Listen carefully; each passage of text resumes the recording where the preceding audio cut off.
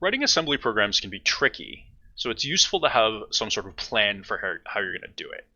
In Fundies 1, they introduce a design recipe for computer programs, and that provides a sort of neat structure for when you get stuck and you don't know what the next step is, the design recipe will tell you what the next step is, at least to some extent. So, in that idea, we're going to introduce a design recipe for assembly programs. And the design recipe for assembly programs is pretty straightforward. The idea is that an assembly program is just a bunch of functions. And in this context, we're talking about assembly as we're doing it in this class, where the core idea is that we're trying to understand C programs by writing assembly programs as if we were a C compiler. Like, we want to see how do computer programs work in C when translated to assembly. So we could potentially write an assembly program that wasn't a collection of functions. We could have a really big assembly program with no functions in it except for the main function. But we're trying to structure our programs like C programs, so that's why we're doing that. So the thing that we need to do is figure out what functions we need.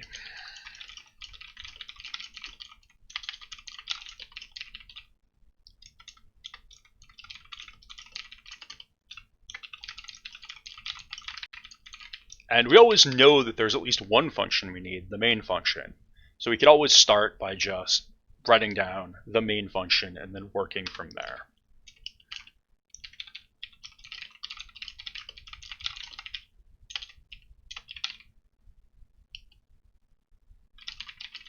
Now, I'm going to provide a recipe for writing a single function. The way you write a program is you write all the functions in the program, one function at a time.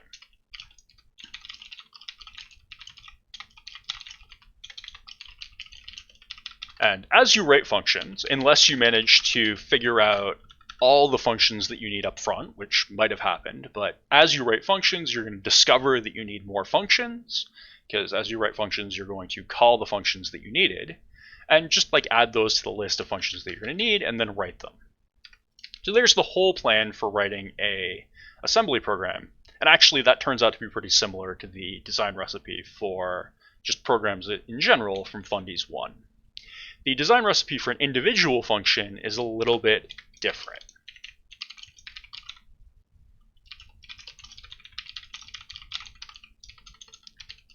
So there are steps.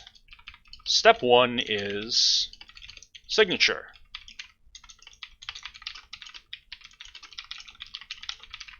So whatever language we're in, knowing how many arguments you have and what types those arguments are is a good thing. Knowing what you're going to return is a good thing.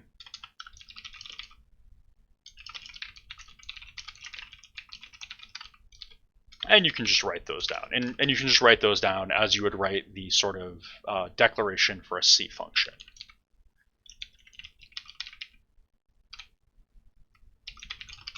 The next step is figure out what this function needs to do. And thinking in assembly is hard even once you're used to writing assembly programs. Thinking in assembly isn't really how you want to do it. You'd rather think in a higher level language. And when I say write pseudocode,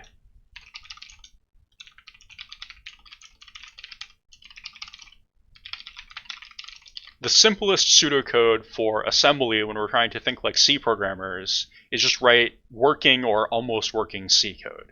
If you have a simple function, you can write like Python style assembly, but we really do want to have things like the address of operator for our pseudocode, so we are able to do the next steps where we're figuring out where things are allocated and that sort of thing.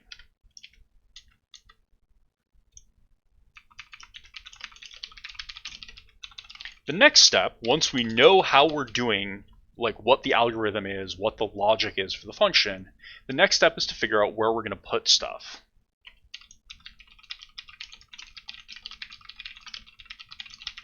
And that's important because one thing that pretty much every programming language that you would reasonably use has is named variables. Assembly is especially strange in that we don't have named variables. Instead, we have to say exactly where we're putting things. Are we putting it in a register? Which one? Are we putting it in memory? Where? Is it a global memory location or something relative to the stack pointer?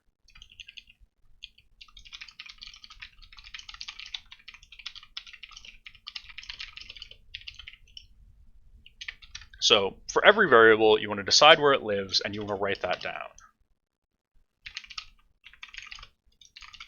It's in a register which one on the stack, where on the stack compared to the stack pointer, and if it's a global variable, what's the name of the label. If you come up with somewhere else to put it, you would conceptually write that down here, but I can't think of any other places to put things that are likely offhand. I guess you could have something that's like relative to a global variable. Maybe it's in a structure that's referenced in a global variable.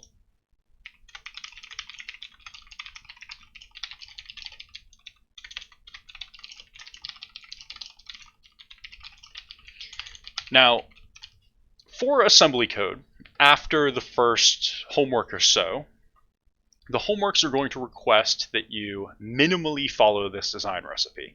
And one of the steps for minimally following the design recipe is that I do expect you once it's requested in the homeworks, I do expect you to write down these variable mappings. These variable mappings are sort of the number one thing that's likely to help you write code. And really, if you don't explicitly write down your variable mappings, you're just going to write a lot of bugs. So this particular step is worth doing, even if you aren't doing the whole thing. The whole thing's worth doing, but this particular step of variable mapping is especially important. Now, this does raise the question of which registers you want to use. And this is back to the question of, do you want to use a temporary register or a safe register? And there are two registers that are just temporary registers. Those are R10 and R11. So if you don't know where to put something and it can go in a temporary register and you have no other considerations, those are reasonable places to put things. Keep in mind that temporary registers go bad when you call a function.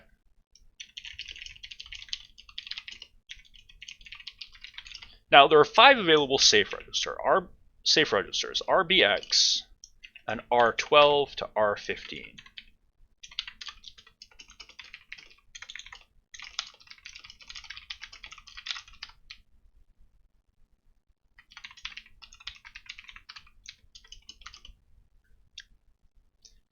These are an excellent place to put things. If you really don't want to think, you can just try to allocate everything to safe registers, and that'll work until you run out of them.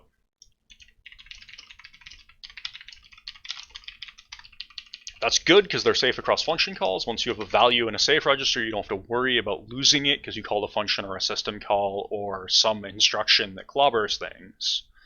But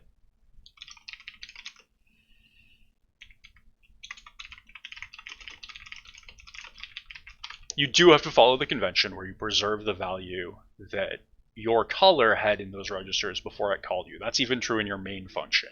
Something outside of main, like some other function calls main in the runtime, and that function is allowed to assume that you're following these conventions.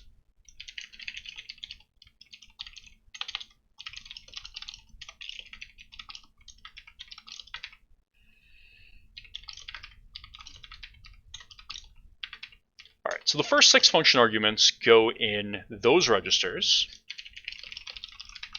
You can reuse these. You can use these as temporaries.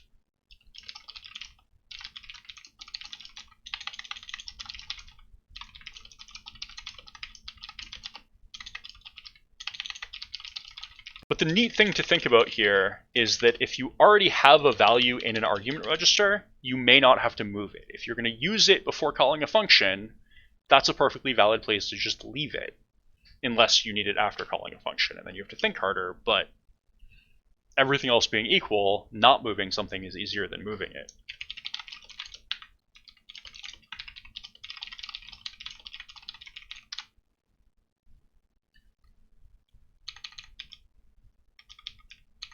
And something to keep in mind is that RDX sometimes gets clobbered. For example, the IDIV instruction will clobber RDX because it's writing an output there.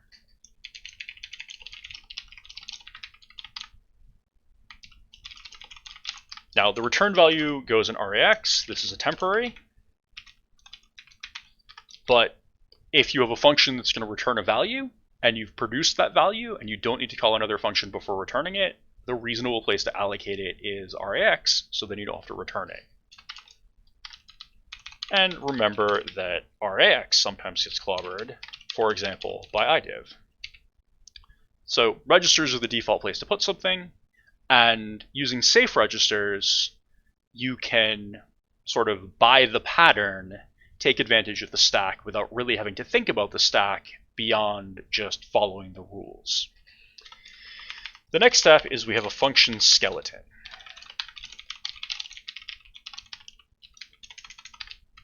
So every single function looks the same. A function starts with a label and ends with ret. It's going to have enter, and it's going to end with leave.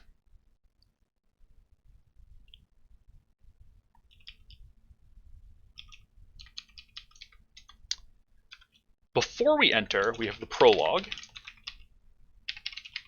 And in the prologue, we're going to push our callee safe registers. Now, since we pushed some registers, down here in the epilogue, we're going to pop in the opposite order from our pushes. And then in the middle, we put to do function body. So this function skeleton step, you should write out the skeleton with the appropriate pushes and pops. Because you did variable mappings, you already know which safe registers you used, so you can go ahead and push those safe registers and then pop them. You know how many variables you allocated directly on the stack, so you know how much space you need to allocate for enter for stack allocated variables. You know how many callee save registers you pushed, so you know whether you need to adjust the stack by an extra 8 bytes or not to keep things aligned. And so you're able to write everything except the function body. You can write the whole skeleton of the function just sort of mechanically at this point. So you should do that. Once you've written the function skeleton, actually, let me write down this. Stack alignment 8 times number of safe registers plus bytes requested in enter divided by 16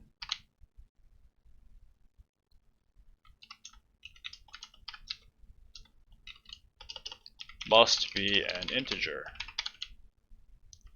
And you can see, of course, that if you push 0 registers and then you enter 0, that results in your stack being aligned, because as we saw on the board, the only things that get pushed in that case are the return address and the old value for the base pointer. So that's step 5. Wait, am I bad at arithmetic? I'm bad at counting. That's step 4. So then step 5,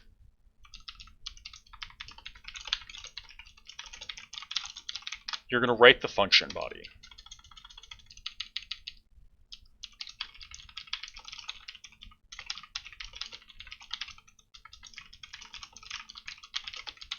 So you're going to translate your pseudocode to assembly, and you're going to refer to your variable mapping to figure out what locations each variable name refers to.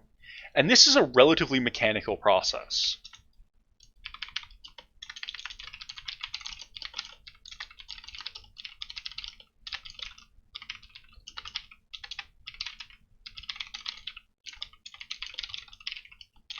And when I say that it's a mechanical process, I mean literally that. Compilers mechanically translate C to assembly. Every sort of thing in C, every structure that you're going to do, a variable assignment, a loop, an if, whatever it is, that translates into a particular pattern in assembly. And writing a compiler that does sort of a direct translation from C to assembly is a reasonably straightforward thing to do. People spend a ton of time on optimizing compilers. We're not really worried about optimization in this class. When you're translating your pseudocode to assembly, you can just do the most basic thing that's correct. But yeah, that's what we're doing, is translating.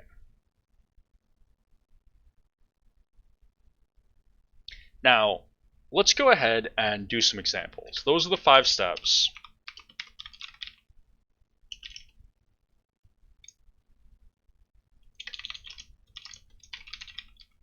But let's do some translation examples. So one thing that we can do is variables, temporaries, and assignments. So for example, if we have the following pseudocode, int a is 5, int b is 3 times a plus 1. So we're going to go ahead and do, we don't have to worry about a signature. We have our pseudocode. The 2 steps that we're worried about are variable mappings and then doing the translation. So our mappings are going to be a can be, let's just put it on the stack, 0 RSP. B is going to be 8 RSP. So those are our 2 variables, but it turns out that we actually have some more values. So let's go back up here and remember that when we're doing our variable mappings,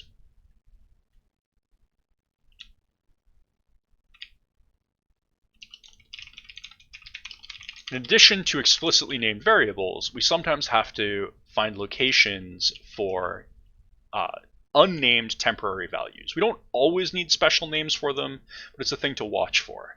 And so the temporary value that I'm worried about here is 3 times a, and we're going to put that in R11, which is one of our temporary registers that are entirely safe. We know we use this immediately after we've produced it. It doesn't need to survive any function calls, and we don't even necessarily have to say which value exactly that we're talking about. We could just say that our extra temporary is R11. Once we have that, we can do our translation. So we're going to go ahead and copy these 2 lines of code just down here, make them comments. So a is 5, well that's easy. We're going to move 5 to wherever a is. A was 0 RSP.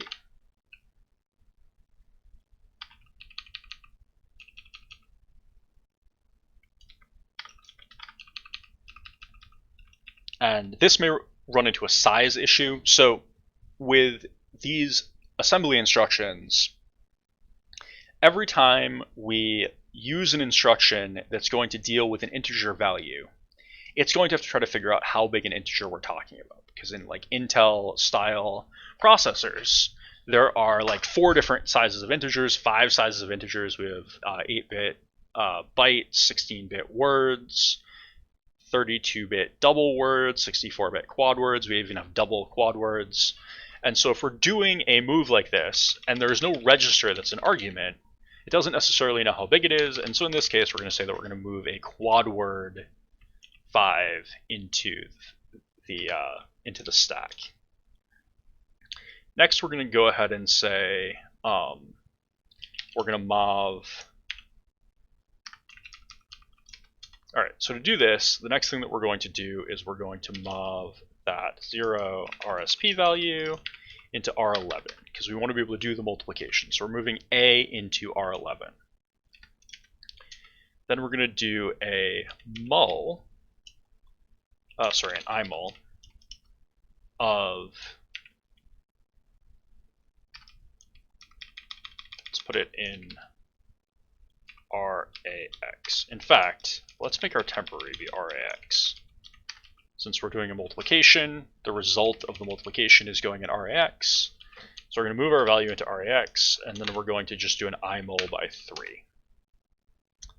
Next up, we're going to inc RAX, and then we're going to move that RAX value into wherever B is, which is 8 RSP.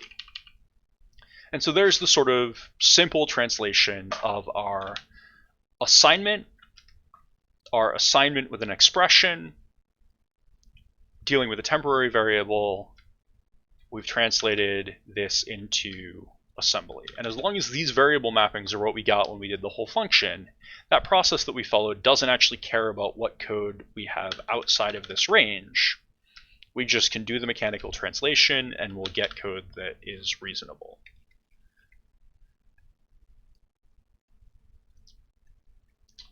We can do other examples of translation. Let's do an if statement. So if a is less than 7, b++. Right, we're not trying to make anything super complicated. We need mappings. Let's go ahead and make a is rax, b is rbx. We're assuming that we've done our skeleton correctly. B is a safe register, so we saved it in our prologue and restored it in our epilogue.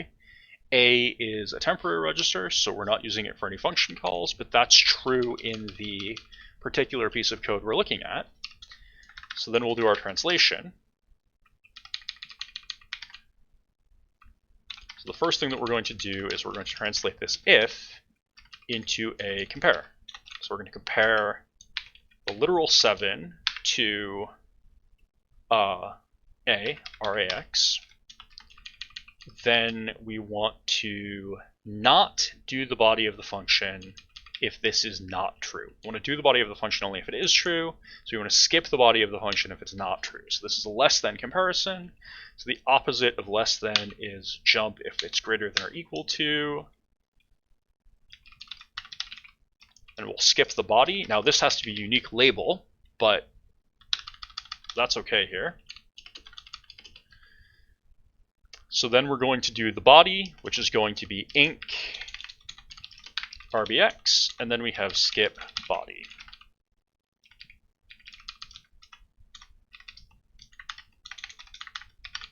So there is our simple translation of that.